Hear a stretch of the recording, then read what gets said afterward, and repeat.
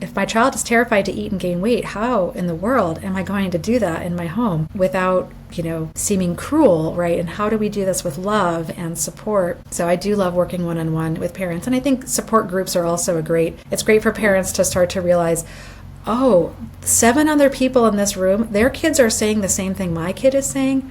Maybe that's the eating disorder talking and not my child, right?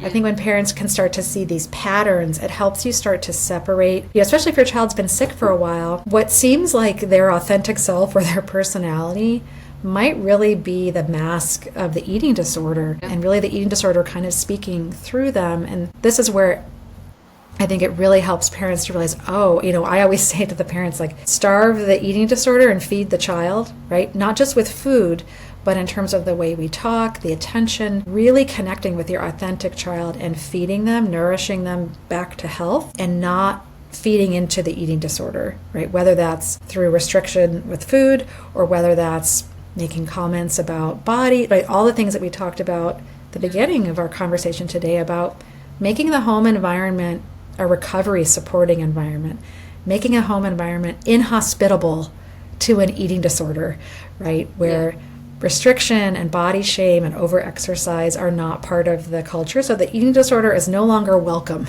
right, in your home. But you're really doing this by leaning into love and connecting with your child.